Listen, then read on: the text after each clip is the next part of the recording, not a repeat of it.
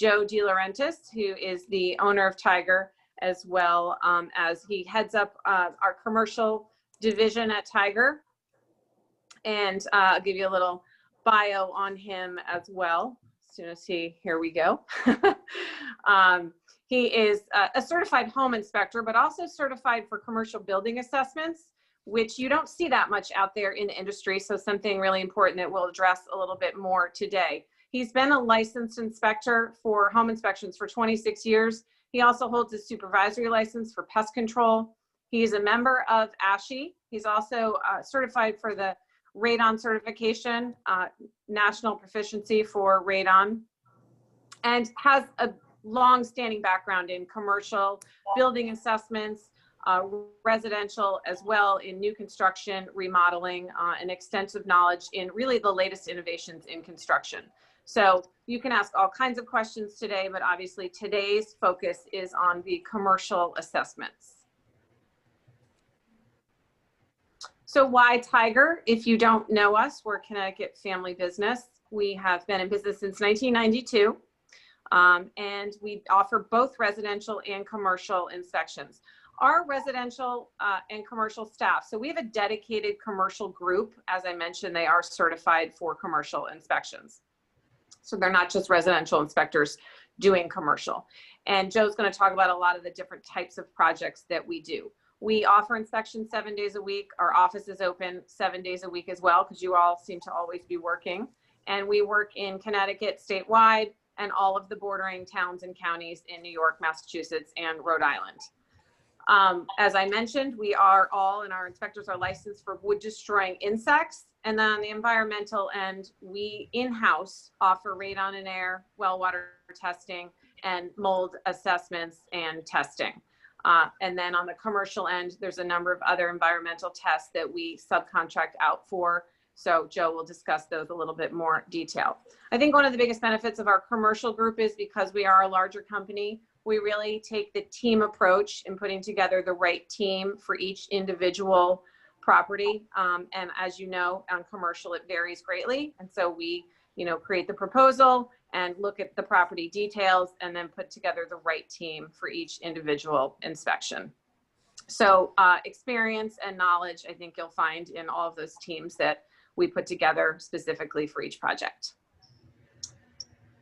Do you want me to do the COVID, Joe, or do you want to talk about that? No, I'll touch on it. Okay. Just as a brief overview, thank you for the introduction, Kara. Thank you all for your attendance. What are we going to cover? I'm going to touch quickly on some COVID-19 protocols and what we're doing as a company. I do this with every presentation lately just to keep everybody up to speed. And as a reminder, if you follow the numbers in our state, we're rising a little bit. And we've been very lucky since April, May time that Connecticut Realtor Association, it's essential to be working and to have a great year in real estate. So let's keep up these practices. From COVID information, we'll move on to a little compare and contrast on commercial and residential services, building types. What types of buildings do you see in commercial? And many of you that work in the commercial arena already know some of these. What's a property condition assessment? We'll explain that. We'll go through the property condition assessment process and then see a couple of case studies from some work we've done in the last couple of years to cite some examples of how different people approach this. Is it a pre-lease or post-lease project? Is it a seller getting ready or some other facet of real estate? So on the COVID, the CTR, the Connecticut Realtor Association, says that when participating in the home inspection process, or in that case, any inspection process, the inspector, the principal buyers, and their agents be the only people present. In other words, we don't want a whole bunch of people coming to these properties. Apartment buildings can be difficult on the commercial side of things with the number of people traipsing through and such. So kind of keeping some consciousness of those things with our clients. Inspectors are required to wear a mask or a cloth face covering. And then it's also recommended that when we're in properties to wear gloves. We've been doing some of this by request, and we see a great variety out in the field as to what people ask for these things. If you're not already, follow the CTR website, or they actually have a text alert, which keeps you present with everything they're putting out. Office procedures, we do ask our clients who will be attending the inspection and start to lay the land a little bit about this CTR announcement on the principal buyers and their realtors. We do suggest the typical social distancing, and or some of our clients choose to just remain in a central location, and we kind of keep them updated and summarize as we go through the procedures. Inspectors are having this same conversation as they introduce themselves before starting inspections. Of course, they're washing their hands, sanitizing their equipment before entering other properties and things, and wearing all the proper personal protection equipment. So moving on to commercial, it's a little bit difficult in this format with so many people to give us feedback on these, but I will open up to unmuting if anyone has information, or certainly use the chat here. But it helps with this presentation to know what kind of buildings are you selling in the commercial arena? Who are your typical clients? Are they owner operators? Are they investors moving into Connecticut now? Hopefully some of this will follow suit with all of the people that are coming here. Maybe some businesses will tag along as we've had this influx of new residences in Connecticut as well. And are your clients doing the property condition assessment? If so, are the attorneys suggesting that? Are your commercial buyers thinking of it maybe because they had a home inspection in the past? Just conversation pieces on these types of things. And most importantly, our lenders requiring it. We see variety in this, where we have some investor clients that we work with year over year, and certain banks they work with like specific things inspected for their commercial investment properties, whereas other banks don't have any requirements for commercial building inspections.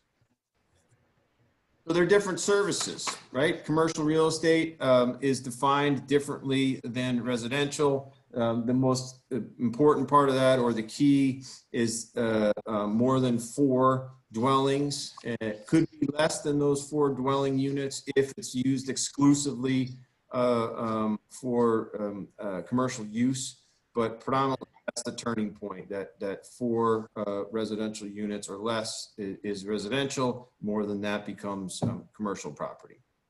We're going to talk about the ASTM property condition assessment. You'll hear me refer to that as a PCA.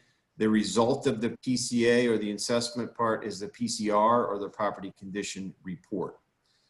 ASTM is what we'll use as talk about that acronym as a guideline. That's the American Society for Testing Materials. They're involved in a lot of engineering type standards, white papers, and such like that. Residential home inspection, right? A different beast, licensed separately in Connecticut.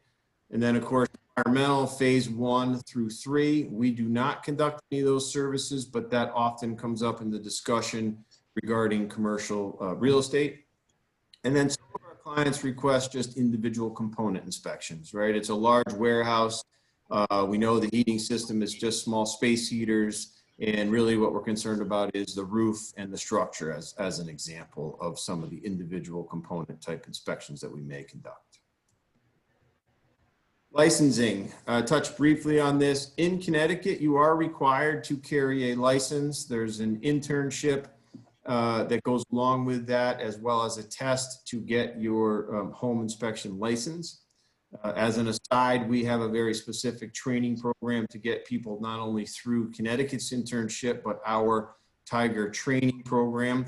This is how we advance ourselves beyond individual type competitors. And we have a whole staff that can work together with training and get newer inspectors up to speed.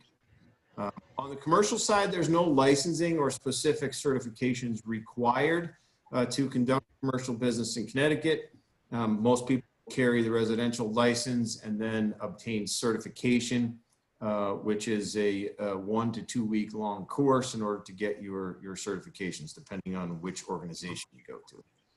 Insurance is not required for either commercial or residential inspections. This is key discussion in many of our presentations. Of course, I wouldn't bring it up unless we carried all the necessary insurance. On the commercial arena, it becomes more important because many property owners will not allow any contractors on site without the necessary insurance. Very often we have to provide declaration of insurance before we're allowed to go conduct inspections, and even required values of that insurance, sometimes specific riders and these kinds of things. So is business with a reputable company that carries the proper insurance or can bonded or insured for specific larger projects if need be. Reporting on commercial versus residential also differs. Effectively, it's a different perspective. So you're dealing with a homeowner type purchase on the residential side and more of an investor kind of mentality in most of the commercial.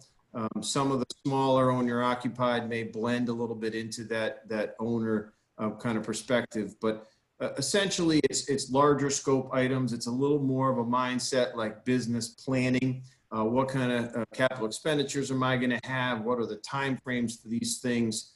And how do I build out a plan versus maybe my potential rental incomes and maintenance planning and such like that. Residential has a specific set of standards put forth by the individual states. Connecticut, Massachusetts, New York, all different regulations, kind of the same. They all came from the American Society of Home Inspectors regulations. Commercial follows the ASTM 2018 guideline. The last edition of that was in 2015. So you'll see 2018-15 as the guideline, and we're going to talk about that standard today. Some differences on the commercial, we will have equipment lists, right? There's a huge variety of equipment along with those lists, expected useful lives, probable costs for significant repairs that are identified, and then there's records review as well, which we'll touch on. Report processing takes longer for commercial. 7 business days is our policy. That's probably about as tight as you're going to see it in the industry. We used to deal with very long due diligence periods. Those appear to have tightened up quite a bit as some of our smaller projects are on tighter timeframes. Residential reporting is pretty much 24 hours. That's at least our in-house policy, but most people are getting them out within a few days at longest. There's summaries in commercial are very important. The executive summary is the takeaway. On a large project, we could have 100+ pages of the details of the report, and people really just want to have it broken down on the executive summary. And then the big difference is opinions of probable cost, as the ASTM standard puts it, or cost estimates are provided in commercial. In residential, you don't see cost estimates provided in reports.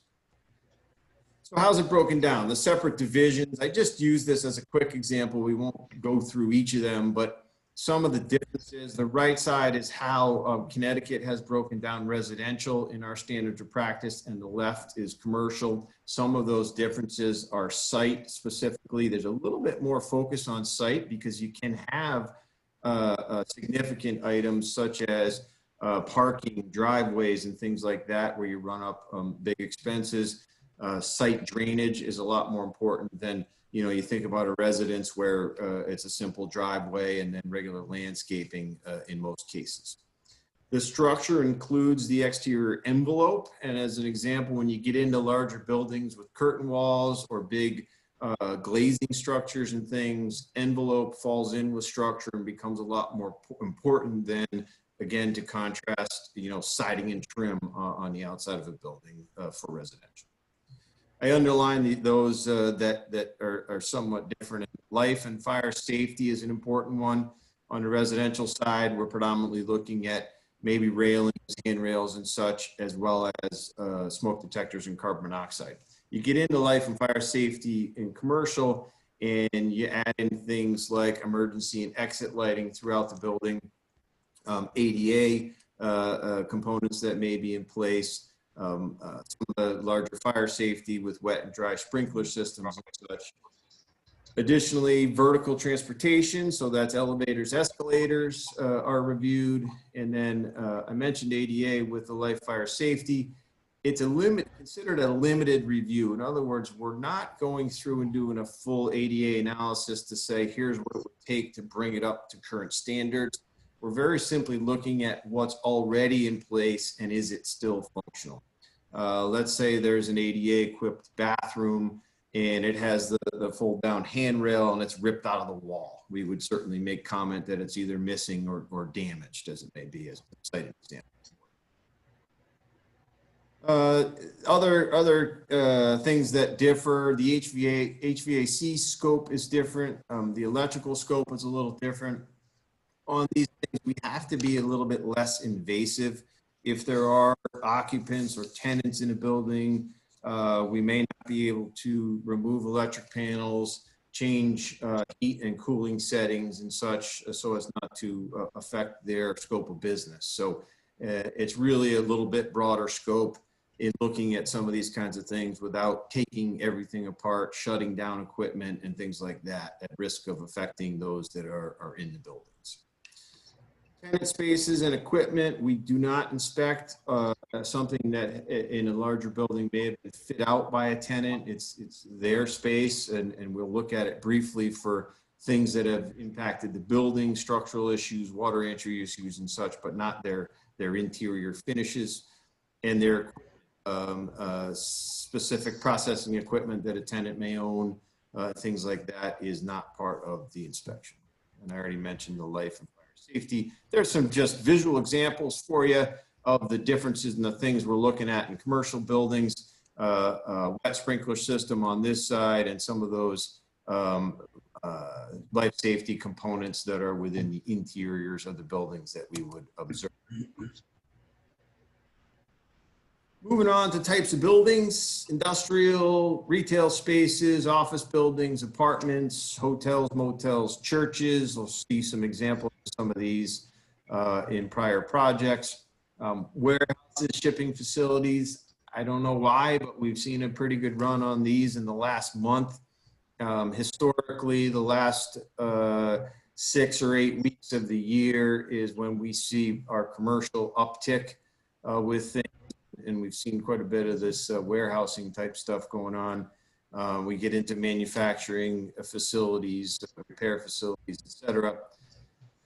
Retail stores and strip malls could look different, in sizes. The left side is a full complex we did. There's an anchor store in the back and some individual buildings in the forefront there.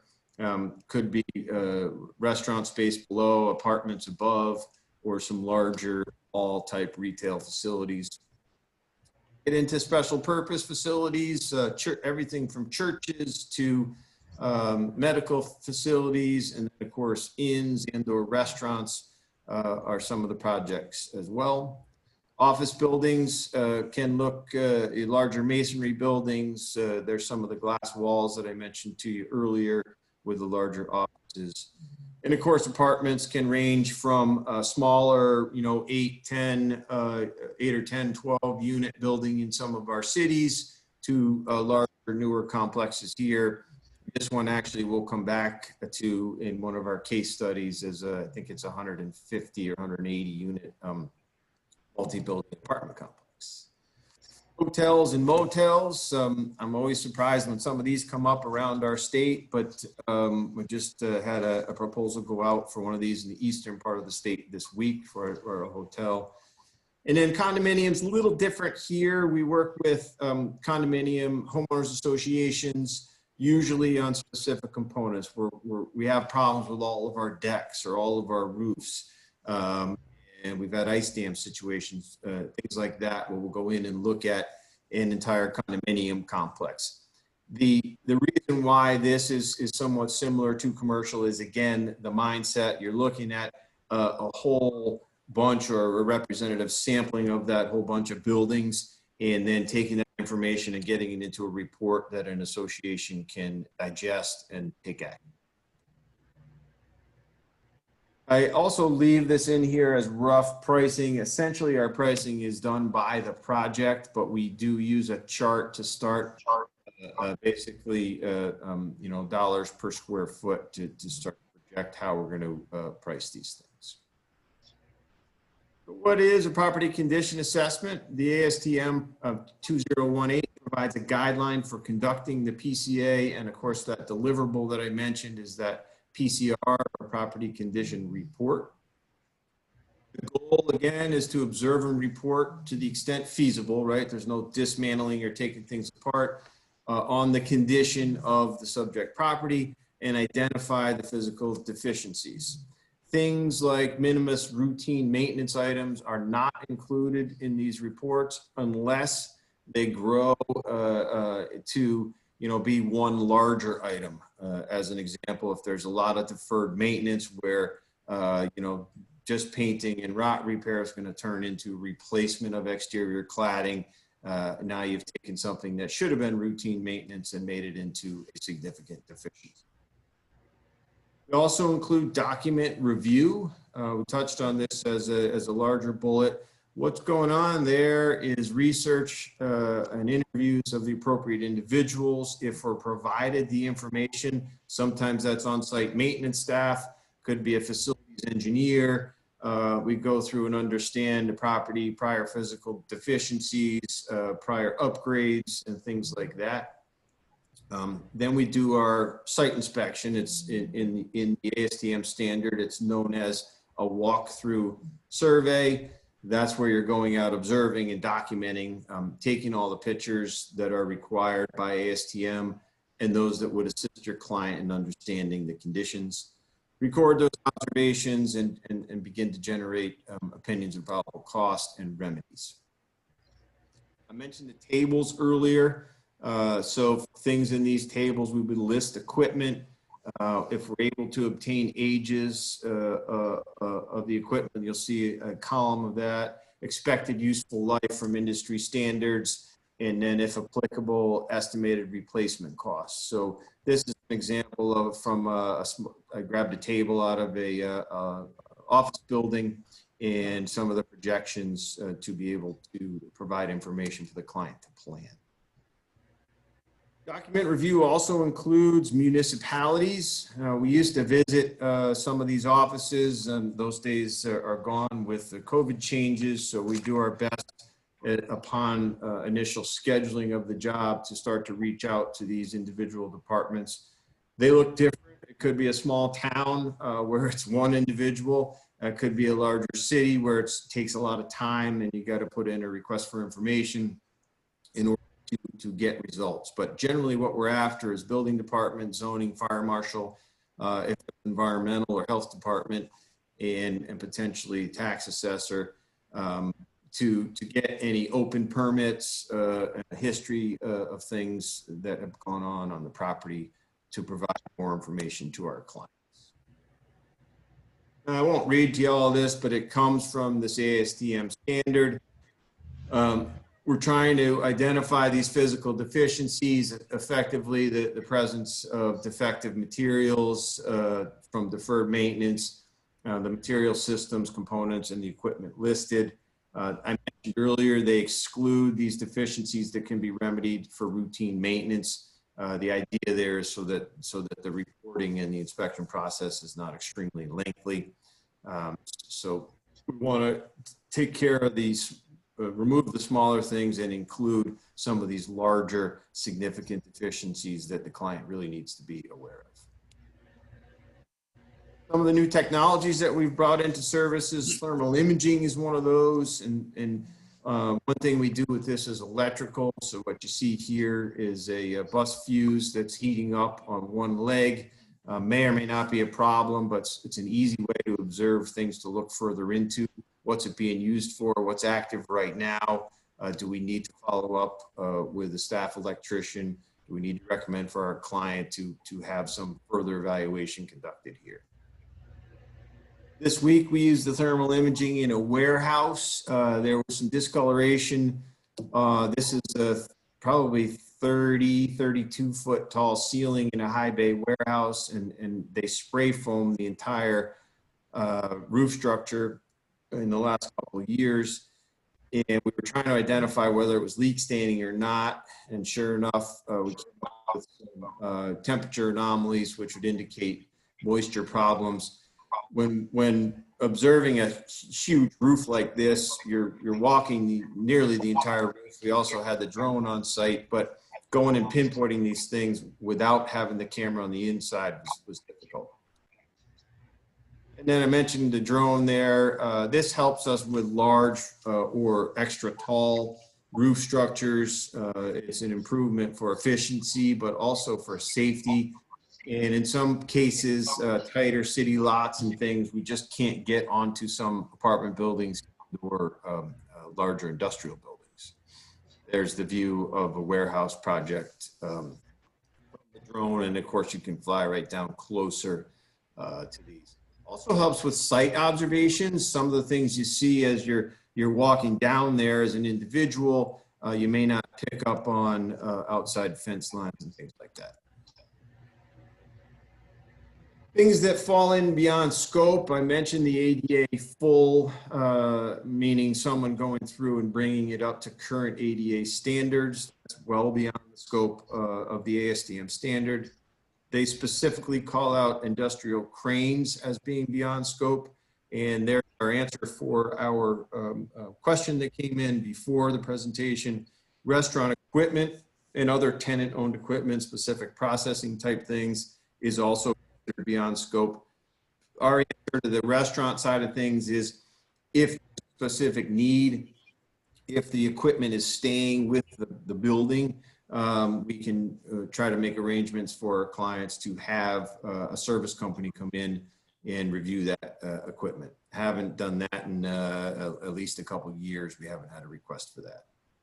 And pools for public use are one other thing that the standard separates. And we always recommend a separate pool contractor to handle that. Commercial pools, specifically for public use, the regulations are very specific and always changing. So I'd rather have a specialist on site.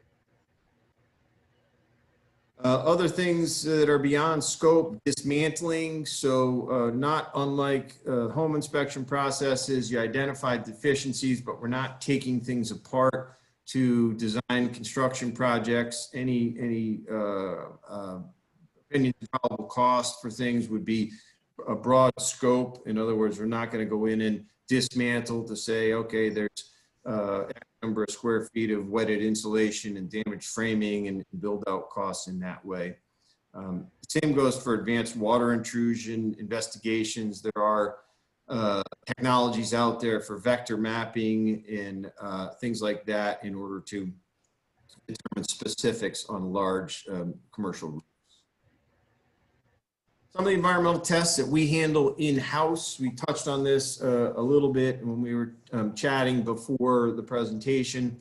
We do well water testing, radon air testing, and some of that differs from the residential side of things with the EPA's guideline for large building sampling, as they put it. We use a whole bunch of little devices put into a building to sample different areas and draw conclusions from that rather than just setting, one monitor or some such like that. Mold testing can be conducted on commercial buildings as well. We see varying interest from our clients. Most of the time we're doing that is with owner occupied, usually office type environments. Another thing that is not included in the commercial building assessment standards is environmental, phase 1 environmental. That's a question that comes up often when our clients call. Maybe their lender is requiring the phase 1 and they call and want some definition of what's a commercial building assessment versus the environmental. So usually engineers will handle this type of analysis. The phase 1 being the initial review of the property and a lot of document research on their end. And then if need be, they'll advance towards phase 2 for testing and phase 3, hopefully not for some cleanup. How does the process work? I can speak for ourselves, but most of them are pretty similar. We gain information from our client, property address, do some research. We may have a pre-visit to go see the property if there's not much information available. And then we issue a proposal. That is effectively our agreement or contract, and it defines our service as well as includes our understanding of the building, any additional buildings on site, and pricing. From there, we have our site inspection. We develop, that's our property condition assessment, and then we conduct the document reviews, interviews, et cetera, and work towards the final product, which is the property condition. Earlier, Kara mentioned developing our team. From our staff, we're able to bring specific individuals. If we have a larger building with a parking garage, a concrete steel structure, we may bring along a PE or engineer for that analysis. But maybe it's an old building, 1800s little building that was converted to office space and has an addition off the back. We might bring someone from residential who specializes in antique buildings. And our inspectors also carry wood destroying insect licenses in order to provide that report along with our services. So what do you get with the property condition report? Notes, of course, are kept in-house. We take all our pictures and assemble all that stuff into the report. There's a description of all the general conditions, focusing on the major systems and building components as are outlined from the ASTM. The pictures we provide, there are certain pictures required by the standard. In addition to that, things that represent items that our client can understand better by seeing a picture. So you'll see a fair amount of pictures in these property condition reports as well. Expected design or useful life of systems in those tables that I mentioned. Most importantly, the takeaway that's often the most used tool here is the executive summary. Overall description from each division. So those divisions I spoke about earlier will give a little general overview and any specific significant deficiencies in each division. And then some of those capital expenditure items that require further evaluation. There may be something there that requires a specialist to come in and look at it to determine how big a concern, what's the scope of work to fix it, and maybe we couldn't generate pricing, so what's the expected costs to remediate. The reports are delivered within 7 days. If there's a need on a smaller project for shorter turnaround, we're always open to that, but the 7 days is our general time frame. It takes time for us to assemble notes from multiple individuals on site, complete those research type items, and get a draft together, proofread, and then issue reports. I mentioned earlier modifying scope. In many cases it doesn't work well, but sometimes we have clients with specific needs. Maybe they want to change scope from the extent of sampling that the standard has, or maybe they just want a couple of major components addressed. Stop for questions. Anybody have questions, or is anything coming? Yeah, perfect timing. Actually, there's a request first. If you could just go back to the pricing slide real quick. I don't want anybody taking pictures of that slide.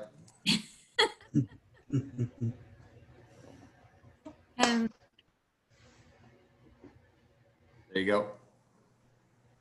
all right. And then while you have that up, there's a comment here. We have used you for larger multifamily down to 3-family, as well as medical office and mixed use. So that was just a comment. And thank you. And also there was a comment from Frank that said types of property that he sells is industrial, office, retail, multifamily, phase 1 and phase 2. Great. So he's answering that initial question. Sorry for making you guys dizzy with all the clicking here. Yep. Anybody else have a question? Feel free to unmute yourself and ask, or we will continue on. All right. I think you're all set, Joe. Great. So we'll touch on a few case studies here, and these bring forth some of the examples of what we've spoken about, and also just give you a little bit of an idea. This first case study is our typical client is a purchaser. In this case, investor, also a broker, 48,000 square foot, 4-story office building. We kept in here some information about the exterior cladding. It's exterior insulated finishing system. Synthetic stucco is a common term. Drive it is a trade name, but that's important for the story, which you'll see. Constructed in 1931, 3 tenants, and the primary concern that was identified is structural settlement. The reason why I brought up the exterior cladding is the entire building was remodeled and refinished. So they got a whole new stucco system put on the exterior of it, and upon initial approach hid some of these structural deficiencies that were identified. When observing exterior condition, we started to see, I should say our staff, I wasn't on this job personally, some settlement around the lower areas of the building, and sidewalks starting to fall away from the building as well. And continued to dig further into that, some larger separation cracks in the building as well. And then an interior in the stairwells, block wall separation, step cracking, and settlement as well. And then moving into interior surfaces, again, taking all this stuff from the outside and moving in that same structural settlement, turned up with some cracking in the large open foyer area, the common areas. It continued through. There's a whole bunch of people staring at it and discussing it there too. And when you start to see these things, then you start to think through the whole building. Simple things like a door that's misaligned starts to have a bigger reason than just a door that was either poorly hung or has a loose hinge or something like that. So you can see this settlement continued. So the results of the inspection, the building had been renovated since original. The client really didn't have any expectations for concerns. It's practice as an investor to have building assessments done. Hadn't, as he spoke, hadn't turned up anything significant in the past. So a bit surprised because of the prior remodeling to see this. These structural deficiencies were identified. From there, they moved on with engineering and determined that everything was repairable. It could be, arrested in place and continue with the building. They were able to understand what they were buying. They were able to create some budgeting with methods to address it and move forward with the purchase with new knowledge. Questions on case 1? Nothing has been chatted in. I'm sorry, Sue? I said nothing has been chatted in, so you Okay. can go ahead. The second case is a seller. So more and more we're working with sellers of properties. This was an out-of-state owner. It's a office complex, effectively 2 buildings totaling 80,000 feet. Full basements underneath them, brick exteriors, constructed in 1978. Only a portion of it was occupied. The HVAC here is an example of a significant physical deficiency. They had made some updates to one building and their main heat plant, but not a lot with the distribution. And the other building that was vacant, no updates since that 1978 time. There's one of the buildings there as an example. Again, geothermal heat pumps in place. They had replaced one of these by necessity. I don't remember exactly, but over $100,000 investment in the geothermal heat plant.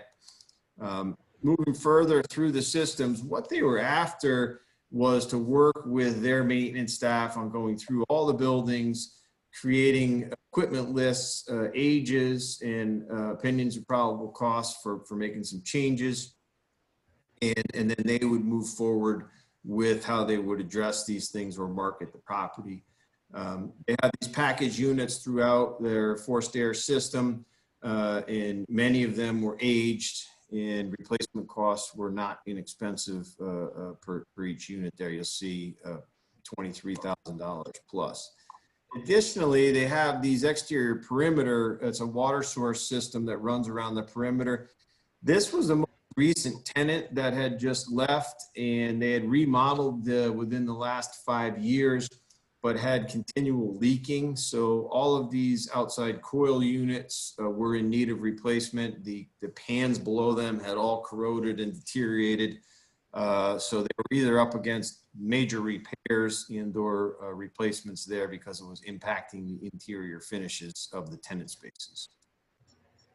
They took this information, the property condition report. Their idea from hiring us was to use this information to market the property. They made some repairs, both with in-house staff and through contracting. They disclosed some of the information along with cost estimates that were generated by us and other contractors, so that their purchasers that were coming in knew what they were buying ahead of time. We worked with their team, their facilities maintenance team, and a facilities engineer from their whole company to develop the product that they needed to move forward with marketing the property. And the last case study I have for you is an apartment building. This client is a national investor. They're the purchaser of this.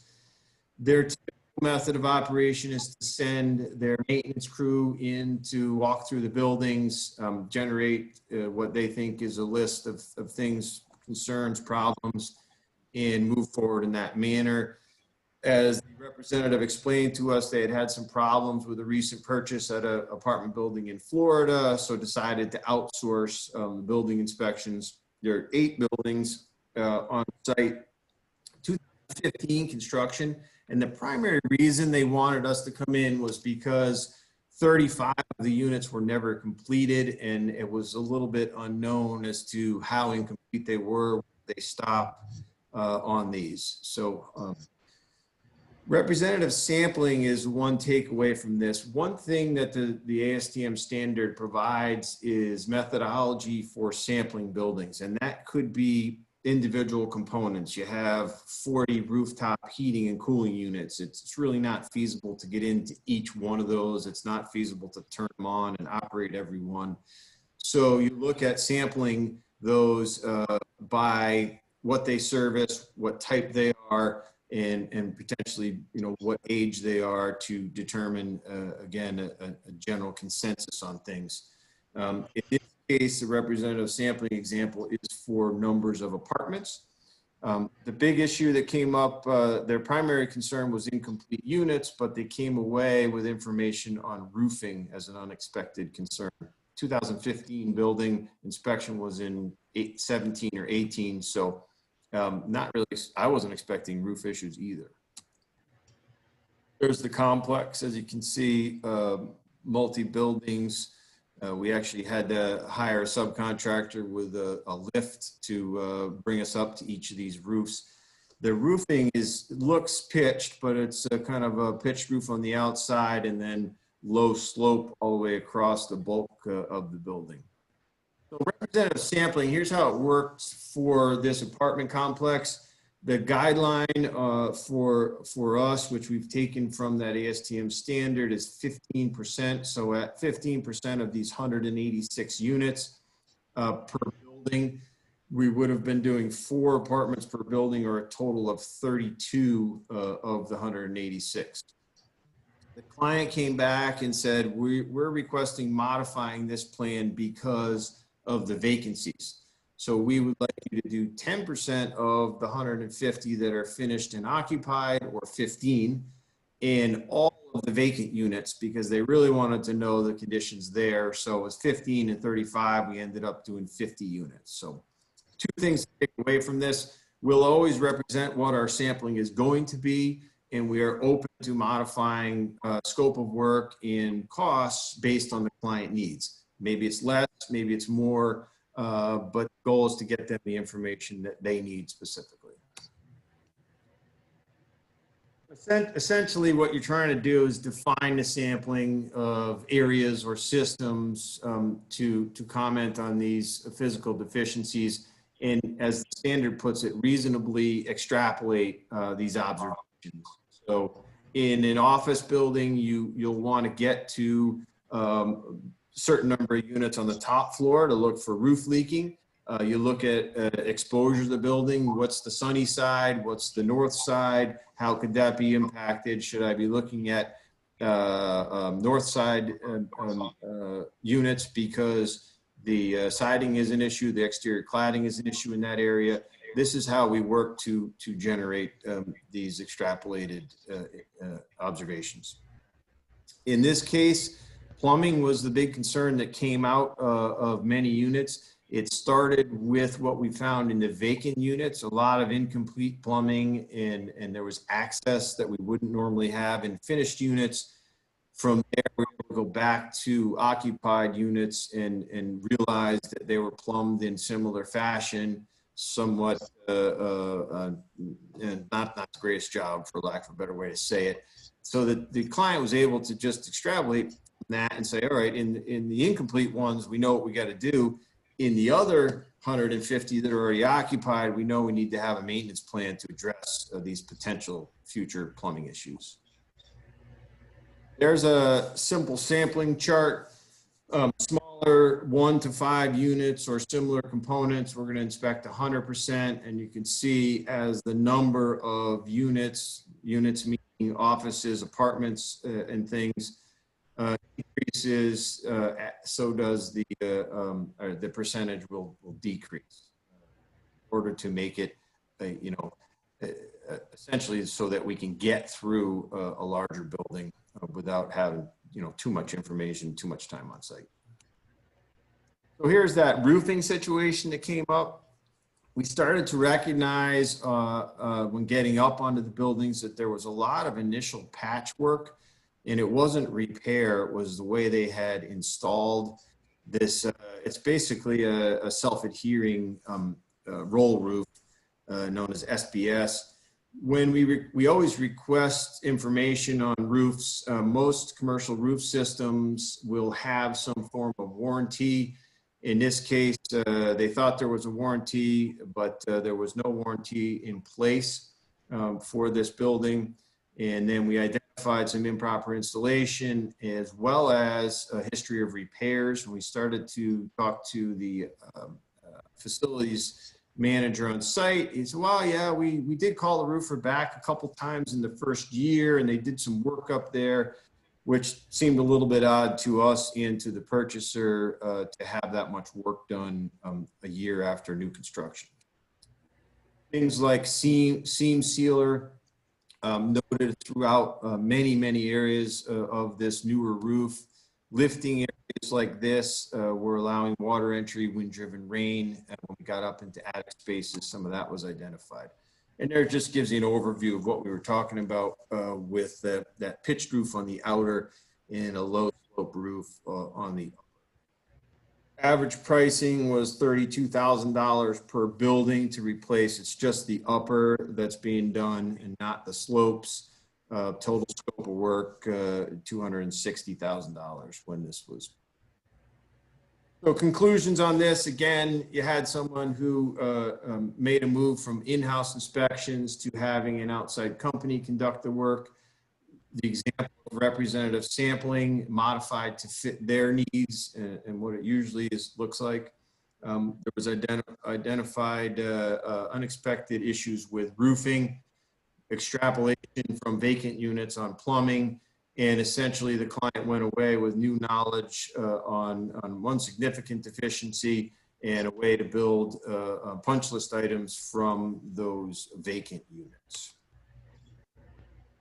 So the case studies provide us with a few examples of how the PCA goes and how the PCR can be used for different people. Maybe a purchaser, that's most of our work. Maybe a seller, that's an ever increasing bit of work there. And then often enough, it's leasee or leaseor. I'm going into the lease and I'm going to be responsible for X, Y, and Z. So I'd like to have an inspection and or someone who's ending a lease and the building owner would like to have that space inspected to see what the conditions are.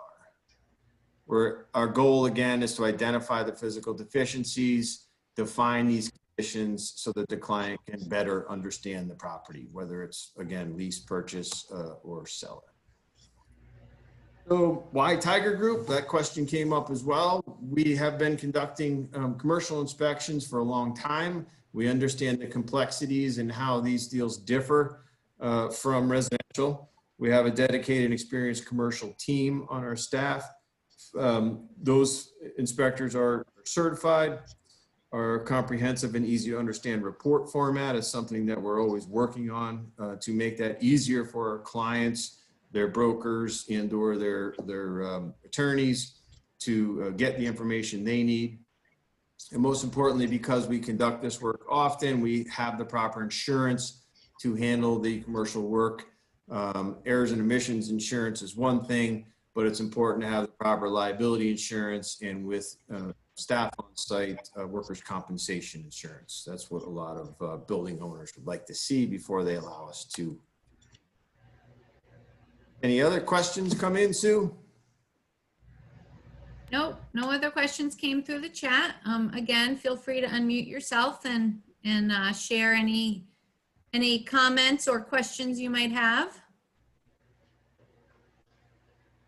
Otherwise, we have our information on the screen. You can contact Kara or myself anytime. Reach out to us if you have questions or concerns. Joe always offers, as part of our building relationships with realtors, if you're ever on a property and have a question, shoot a picture of it and text it to us, email it, and if we can answer it, we will. If not, we forward it over to Joe and let him tackle the question for you.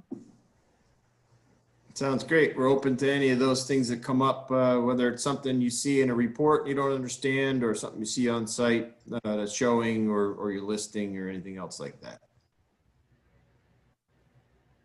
Glad you enjoyed it, Renee. Thank you. Thank you, everybody. And hopefully we'll see you out there in the field soon. Happy holidays and stay safe. Thank you. Thank you for attending. Happy holidays. Take care, everyone. Merry Christmas. Thank you. Are you going to do? That's right. We Oh, got to. I forgot. Sorry. We have a raffle. Don't go away. Couple people signed off already. Who's here? Mark. Since Mark's still on and asking questions, give me a number between 1 and 29. 9. 9. You give me a second here. I gotta go down. You're 6, welcome, Mike. 7, 8. Anilda Rosas.